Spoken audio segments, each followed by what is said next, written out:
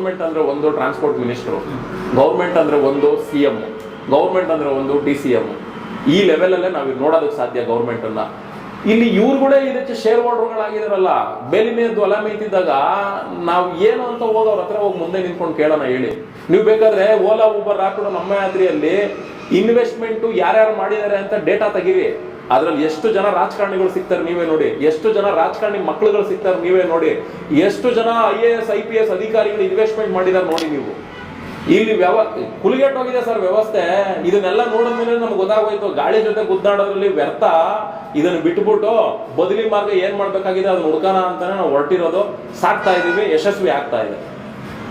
White board 2 wheeler ಅವನು ಆತನ ಮೇಲೆ ಈ ತರ ಕೇಸ್ ಆಯ್ತು ಅಂದಾಗ ಆ ಇನ್ಶೂರೆನ್ಸು ಯಾವುದೇ ಕಾರಣಕ್ಕೂ ಈ ರೀತಿ ಕ್ಲೈಮಿಂಗ್ ಆಗೋದಕ್ಕೆ ಬರೋದಿಲ್ಲ. ತುಂಬಾ ಜನ ಅಂತಾರೆ ಏನ್ ನಿಮ್ಮ ಆಟೋದವರಿಂದ ಬಿದ್ದು ಸತ್ತೋಗ್ಬಿಟ್ರೆ ಅವ್ರದ್ದು ಮಾತ್ರ ಹಂಗ. ಹೇಳೋದಕ್ಕೆ ಸರಿ ಅಷ್ಟೇ, ಆದರೆ ಕಾನೂನು ಚೌಕಟ್ಟಿಗೆ ಹೋದಾಗ ಇನ್ಶೂರೆನ್ಸ್ ಅನ್ನೋದೇ ಇಲ್ಲಿ ಇಂಪಾರ್ಟೆಂಟು. ಆಗ ವೈಟ್ ಬೋರ್ಡ್ ಸಂಸ್ಥೆಯ ಇನ್ಶೂರೆನ್ಸ್ ಸಂಸ್ಥೆಯವರು ಓಪನ್ ಸ್ಟೇಟ್ಮೆಂಟ್ ಕೊಡ್ತಾರೆ, ನೋಡಿ ಸ್ವಾಮಿ ನಾವು ಕೊಟ್ಟಿರೋದು ಅವನ ಸ್ವಂತ ಬಳಕೆಗೆ, ಆತ ಇದನ್ನ ಕಮರ್ಷಿಯಲ್ ಪರ್ಪಸ್ ಯೂಸ್ ಮಾಡಿರೋದ್ರಿಂದ ನಾವು ಇನ್ಶೂರೆನ್ಸ್ ಯಾವುದೇ ಕಾರಣಕ್ಕೂ ಕೊಡೋಕೆ ಬರೋದಿಲ್ಲ ಅಂತ.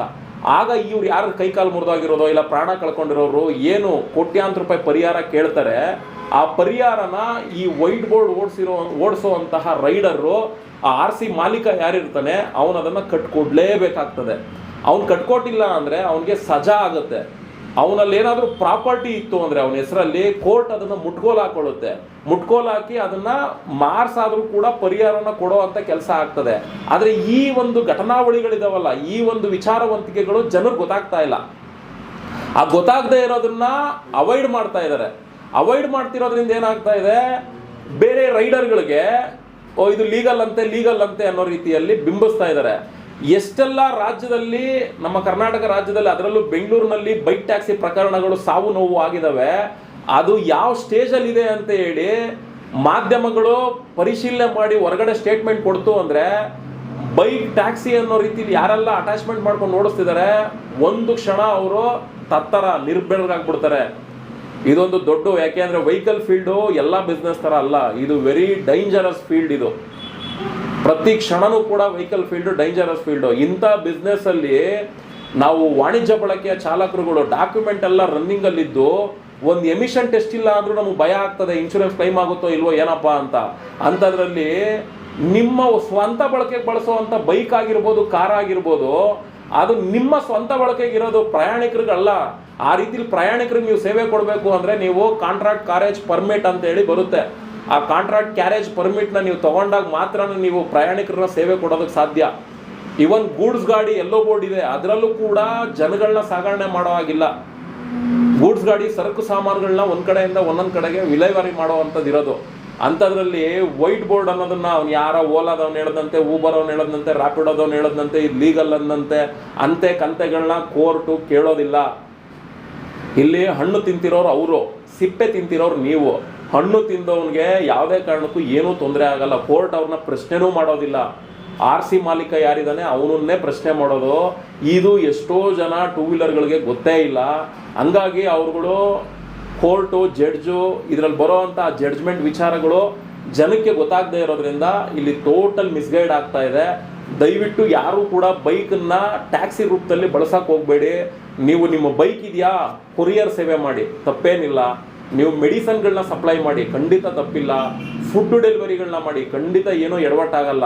ಆದರೆ ಪ್ರಯಾಣಿಕರ ಸೇವೆನ ಯಾವುದೇ ಕಾರಣಕ್ಕೂ ಕಾಂಟ್ರಾಕ್ಟ್ ಕ್ಯಾರೇಜ್ ಪರ್ಮಿಟ್ ಇಲ್ಲದೆ ನೀವು ಮಾಡೋದಕ್ಕೆ ಸಾಧ್ಯನೇ ಇಲ್ಲ, ಮಾಡಲೂಬೇಡಿ. ಸರ್ ಇದಕ್ಕೆಲ್ಲ ಕೊನೆ ಯಾವಾಗ ಸರ್? ಕೊನೆ ಅನ್ನೋದು ಇಲ್ಲವೇ ಇಲ್ಲ. ಯಾಕೆ ಕೊನೆ ಇಲ್ಲ ಅಂದರೆ, ಇಲ್ಲಿ ಆ ಓಲಾ ಊಬರ್ ರ್ಯಾಪಿಡೋ ಅಂದ್ಕೊಂಡು ಇವ್ರು ಏನು ಇನ್ವೆಸ್ಟ್ಮೆಂಟರ್ ಅಂತ ಇವ್ರು ಇದ್ದಾರೆ ನಮ್ಮ ರಾಜ್ಯದಲ್ಲಿ, ಇವ್ರನ್ನ ಇಷ್ಟು ಸಲೀಸಾಗಿ ಬಿಸ್ನೆಸ್ ಮಾಡೋದಕ್ಕೆ ಬಿಟ್ಕೊಟ್ಟಿರೋದೇ ನಮ್ಮ ಸರ್ಕಾರದ ಮಂತ್ರಿಗಳು. ಅದು CM ಆಗಿರ್ಬೋದು, DCMA ಆಗಿರ್ಬೋದು, ಟ್ರಾನ್ಸ್ಪೋರ್ಟ್ ಮಿನಿಸ್ಟ್ರಿ ಆಗಿರ್ಬೋದು. ಇವ್ರನ್ನ ಬಂಡವಾಳ ಶಾಹಿಗಳು ಅಂತೇಳಿ ಹೂಡಿಕೆದಾರರ ಸಮಾವೇಶ ಅಂತ ಮಾಡ್ತಾರೆ. ಅದರಲ್ಲಿ ಇವ್ರನ್ನೆಲ್ಲರೂ ಕೂಡ ಕರೆಸ್ತಾರೆ. ಇವರು ಯಾವ ರೀತಿ ಬಿಂಬಿಸ್ತಾರೆ ಅಂದರೆ, ನಾವು ಉದ್ಯೋಗ ನಿರ್ಮಾಣ ಮಾಡಿಕೊಡ್ತೀವಿ, ನಿಮಗೆ ಉದ್ಯೋಗ ಕೊಡ್ತೀವಿ, ಇಲ್ಲಿ ಉದ್ಯೋಗದ ವ್ಯವಸ್ಥೆಯನ್ನು ರೂಪಿಸ್ತೀವಿ ಅಂತಾರೆ. ಯಾಕೆಂದರೆ ಸರ್ಕಾರದ ಕೈಯಲ್ಲಿ ಉದ್ಯೋಗ ನಿರ್ಮಾಣ ಮಾಡುವಂಥ ಯೋಗ್ಯತೆ ಕಳ್ಕೊಂಬಿಟ್ಟಿದೆ. ಹಂಗಾಗಿ ಅವ್ರೇನು ಮಾಡ್ತಾರೆ, ಈ ಹೂಡಿಕೆದಾರರುಗಳ ಮೇಲೆ ಅವಲಂಬಿತರಾಗಿದ್ದಾರೆ. ಹಂಗಾಗಿ ಈ ಹೂಡಿಕೆದಾರರುಗಳು ನಾವು ಉದ್ಯೋಗ ನಿರ್ಮಾಣ ಮಾಡ್ತೀವಿ ಅನ್ನೋ ಹೆಸರಲ್ಲಿ ಬಂದು ಇವತ್ತು ಸರ್ಕಾರನೇ ಅಳ್ಳಾಡಿಸ್ತಾರೆ ಆ ಸ್ಟೇಜಲ್ಲಿ ಇದ್ದಾರೆ ಅವ್ರುಗಳು. ಹಂಗಾಗಿ ಇದಕ್ಕೆ ಅಂತ್ಯ ಅನ್ನೋದೇ ಇಲ್ಲ. ಇಲ್ಲಿ ಅಂತ್ಯ ಮಾಡಬೇಕಾಗಿರೋರು ಯಾರು? ನಾವುಗಳು. ಹಂಗಾಗಿ ಇಲ್ಲಿ ಅಂತ್ಯ ಮಾಡೋವಂಥ ನಿಟ್ಟಿನಲ್ಲಿ ಜನ ಮಾಡಬೇಕು. ಇದನ್ನ ವಿಚಾರವಂತಿಕೆಗಳನ್ನ ತಿಳ್ಕೊಳ್ಬೇಕು. ತಿಳ್ಕೊಂಡ ಮೇಲೇನೆ ಜನ ಅಂತ್ಯ ಮಾಡಿದ್ರೆ ಮಾತ್ರ, ಕಾನೂನಿಗೆ ಎದುರುಕೊಂಡು ಅಂತ್ಯ ಮಾಡಿದ್ರೆ ಸಾಕು. ಯಾವುದೋ ಪೊಲೀಸ್ ಅಧಿಕಾರಿಗೋ ಯಾವುದೋ RTO ಅಧಿಕಾರಿಗೋ ಇಲ್ಲ ಯಾರೋ ನಮ್ಮಂಥವ್ರು ಏನೋ ಹೇಳ್ದೋ ಅನ್ನೋ ವಿಚಾರಕ್ಕೆಲ್ಲ ಜನ ಎದುರಬೇಕಾಗಿರೋದು. ಕಾನೂನಿಗೆ ಎದುರಬೇಕಾಗಿದೆ, ಕಾನೂನು ವಿಚಾರವಂತಿಕೆಗಳು ಎದುರಬೇಕಾಗಿದೆ. ಅದನ್ನ ಎದುರುಕೊಂಡು ಜನ ಅಂತ್ಯ ಮಾಡಿದ್ರೆ ಮಾತ್ರನೇ ಇವ್ರನ್ನ ಅವನತಿ ಕಾಣಿಸೋಕೆ ಸಾಧ್ಯ. ಅವ್ರನ್ನ ಅವನತಿ ಕಾಣಿಸೋವಂಥ ನಿಟ್ಟಿನಲ್ಲಿ ಮೀಟ್ರು ಇದೊಂದೇ ಸಾಧನ ಅವ್ರನ್ನ ಅವನತಿ ಕಾಣಿಸೋವಂಥದ್ದು. ಹಂಗಾಗಿ ನಾವು ಜಾಸ್ತಿ ಫೋಕಸ್ಸು ಮೀಟ್ರ್ ಕಡೆ ಮಾಡ್ತಾ ಇದ್ದೀವಿ. ಭಗವಂತನ ದಯೆ ಪ್ರಯತ್ನ ಪಡ್ತಾ ಇದ್ದೀವಿ. ಫಲ ಸಿಕ್ಕಿದ್ರೆ ಖಂಡಿತ ಅವ್ರ ನಿರ್ಣಾಮ ಆಗೇ ಆಗ್ತಾರೆ. ಜನಗಳೇ ಕೊನೆಗಾಣಬೇಕು ಅಂತ ಹೇಳಿದ್ರೆ, ಈಗ ಓಲೋ, ಊಬರು, ಆಮೇಲೆ ನಮ್ಮ ಯಾತ್ರಿ ಈ ಆಪರೇಟ್ಗಳೆಲ್ಲ ಬಂದ್ಬಿಟ್ಟು ಈಗ ಏಜೆನ್ಸಿಗಳಾಗಿ ಮಾಡ್ಕೊಟ್ಟಿದ್ದೇವೆ. ಹೌದು. ಯಾಕಂದ್ರೆ ಒಂದೊಂದು ಏಜೆನ್ಸಿಲಿ ಈಗ 10,000 ಗಾಡಿಗಳು, 20,000 ಗಾಡಿಗಳು ಅವರೇ ಓನ್ ಹಾಕೊಂಡು ಇದು ಮಾಡ್ತಾರೆ. ಸ್ವಂತ ಫ್ಲೀಟ್ಗಳು ಮಾಡ್ಕೊಂಡಿದ್ದಾರೆ. ಹೌದು, ಸ್ವಂತ ಮಾಡ್ಕೊಂಡಿದ್ದಾರೆ. ಸರ್ ಇದು ಏನ್ ಗೊತ್ತಾ ಸರ್, ಇದು ಸ್ವಂತ ಫ್ಲೀಟ್ ಮಾಡ್ಕೊಂಡಿರೋದು ಏನು ಅಂದ್ರೆ, ನಮ್ಮ ಕರ್ನಾಟಕದಲ್ಲಿರುವಂಥ ಕನ್ನಡಿಗ ಕಾರ್ಮಿಕರು, ನಾವೇನು ಚಾಲಕರಿದ್ದೀವಿ, ಅಸಂಘಟಿತ ಕಾರ್ಮಿಕರ ವಲಯ ನಮ್ಮದು, ನಮ್ಮನ್ನು ಅಸಂಘಟಿತರು ಅಂತಲೇ ಗುರುತಿಸೋದು. ನಮ್ಮನ್ನ ಏನು ಕರ್ನಾಟಕದಲ್ಲಿ ನಾವು ಅನ್ನ ತಿನ್ಕೊಂಡು ನಮ್ಮದೇ ಆದ ಒಂದು ಸ್ವಂತ ಉದ್ಯೋಗ ಮಾಡ್ಕೊಂಡಿದ್ದೀವಿ, ನಮ್ಮನ್ನು ಜೀತದಾಳು ಪದ್ಧತಿಗೆ ತಗೊಂಡೋಗೋವಂಥ ಮೂಲ ಉದ್ದೇಶನೇ ಈ ಫ್ಲೀಟ್ ವ್ಯವಸ್ಥೆ. ಈಗ ಅವ್ರ ಹತ್ರ ಗಾಡಿಗಳಿದ್ದಾವೆ, ಅವ್ರ ಹತ್ರನೇ ನಮ್ಮ ಜುಟ್ಟು ಜನವಾರ ಎಲ್ಲ ಅವ್ರ ಕಡೆನೇ ಇದೆ. ಅವ್ರು ಏನು ಮಾಡ್ತಾರೆ, ಅವ್ರ ಬಿಸ್ನೆಸ್ನ ಬಿಲ್ಡ್ ಮಾಡೋದಕ್ಕೆ ನಮ್ಮ ಅಟ್ಯಾಚ್ಮೆಂಟ್ ಗಾಡಿಗಳಿಗೆ ಒಂದು ಬುಕಿಂಗ್ಸ್ಗಳು ಕೊಡೋದಿಲ್ಲ, ನಮ್ಮ ID ಗಳನ್ನ ಬ್ಲಾಕ್ ಮಾಡಾಕ್ತಾರೆ. ಇವ್ರ ಮೇಲೆ ನಾವು ಡಿಪೆಂಡ್ ಆಗಿರೋದ್ರಿಂದ ನಮ್ಮ ID ಬ್ಲಾಕ್ ಆದರೆ ನಾವೇನು ಮಾಡ್ತೀವಿ, ನಮ್ಮ ಗಾಡಿ ಓಡ್ಸೋಕ್ಕಾಗಲ್ಲ. ಸರಿ, ಅವನೇನೋ ಪೇಮೆಂಟ್ 15,000 ಕೊಡ್ತಾನಂತೆ, 20,000 ಕೊಡ್ತಾನಂತೆ ಅಂತ ಅಲ್ಲಿ ಹೋಗ್ತೀವಿ. ಅವನದು ಗಾಡಿಗಳಿಗೆ ಎಷ್ಟು ಜನ ಡ್ರೈವರ್ ರಿಕ್ವೈರ್ಮೆಂಟ್ ಬೇಕು ಅಲ್ಲಿವರೆಗೂ ಮಾತ್ರ ಅವನ ಸಂಬಳ ಕೊಡ್ತಾನೆ.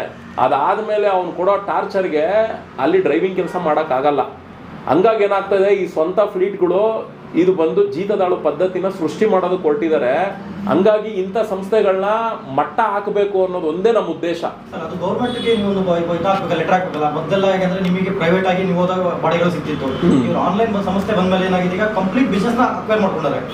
ಈಗ ಅಕ್ವೈರ್ ಮಾಡ್ಕೊಂಡ್ಮೇಲೆ ನಿಮ್ಗೆ ಅಟ್ಲೀಸ್ಟ್ ಅದರಿಂದ ಬಿಸ್ನೆಸ್ ಬರ್ತಾ ಇತ್ತು. ಈಗ ಅವನ ಸ್ವಂತ ಗಾಡಿ ಹಾಕಿದ್ಮೇಲೆ ನೀವು ಅಲ್ಲಿ ಮತ್ತೆ ಕೆಲಸಗಾರರಾಗಿ ಹೋಗ್ಬೇಕಾಗತ್ತೆ. ಇದ್ರ ಗೌರ್ಮೆಂಟ್ ಒಂದು ಗಮನ ತಗೋದು. ಸರ್, ಗೌರ್ಮೆಂಟ್ ಅಂದ್ರೆ ಇಲ್ಲಿ ಗೌರ್ಮೆಂಟ್ ಅಂದ್ರೆ ಒಂದು ಟ್ರಾನ್ಸ್ಪೋರ್ಟ್ ಮಿನಿಸ್ಟ್ರು, ಗೌರ್ಮೆಂಟ್ ಅಂದ್ರೆ ಒಂದು CM, ಗೌರ್ಮೆಂಟ್ ಅಂದ್ರೆ ಒಂದು DCM. ಈ ಲೆವೆಲಲ್ಲೇ ನಾವು ನೋಡೋದಕ್ಕೆ ಸಾಧ್ಯ ಗೌರ್ಮೆಂಟನ್ನು. ಇಲ್ಲಿ ಇವ್ರುಗಳೇ ಇದಕ್ಕೆ ಶೇರ್ ಹೋಲ್ಡರ್ಗಳಾಗಿದಾರಲ್ಲ. ಬೆಲಿನೇದ್ದು ಹೊಲ ಮೇಯ್ತಿದ್ದಾಗ ನಾವು ಏನು ಅಂತ ಹೋಗಿ ಅವ್ರ ಹತ್ರ ಹೋಗಿ ಮುಂದೆ ನಿಂತ್ಕೊಂಡು ಕೇಳೋಣ ಹೇಳಿ. ನೀವು ಬೇಕಾದ್ರೆ ಓಲಾ, ಊಬರ್, ರ್ಯಾಪಿಡೋ, ನಮ್ಮ ಯಾತ್ರಿಯಲ್ಲಿ ಇನ್ವೆಸ್ಟ್ಮೆಂಟು ಯಾರ್ಯಾರು ಮಾಡಿದ್ದಾರೆ ಅಂತ ಡೇಟಾ ತೆಗೀರಿ. ಅದರಲ್ಲಿ ಎಷ್ಟು ಜನ ರಾಜಕಾರಣಿಗಳು ಸಿಗ್ತಾರೆ ನೀವೇ ನೋಡಿ, ಎಷ್ಟು ಜನ ರಾಜಕಾರಣಿ ಮಕ್ಕಳುಗಳು ಸಿಗ್ತಾರೆ ನೀವೇ ನೋಡಿ, ಎಷ್ಟು ಜನ IAS IPS ಅಧಿಕಾರಿಗಳು ಇನ್ವೆಸ್ಟ್ಮೆಂಟ್ ಮಾಡಿದ್ದಾರೆ ನೋಡಿ ನೀವು. ಇಲ್ಲಿ ಕುಲಿಗೆಟ್ಟೋಗಿದೆ ಸರ್ ವ್ಯವಸ್ಥೆ. ಇದನ್ನೆಲ್ಲ ನೋಡಿದ್ಮೇಲೆ ನಮ್ಗೆ ಗೊತ್ತಾಗೋಯ್ತು, ಗಾಳಿ ಜೊತೆ ಗುದ್ದಾಡೋದ್ರಲ್ಲಿ ವ್ಯರ್ಥ. ಇದನ್ನು ಬಿಟ್ಬಿಟ್ಟು ಬದಲಿ ಮಾರ್ಗ ಏನು ಮಾಡಬೇಕಾಗಿದೆ ಅದನ್ನ ಹುಡ್ಕೋಣ ಅಂತಾನೆ ನಾವು ಹೊರಟಿರೋದು. ಸಾಕ್ತಾ ಇದ್ದೀವಿ, ಯಶಸ್ವಿ ಆಗ್ತಾ ಇದೆ.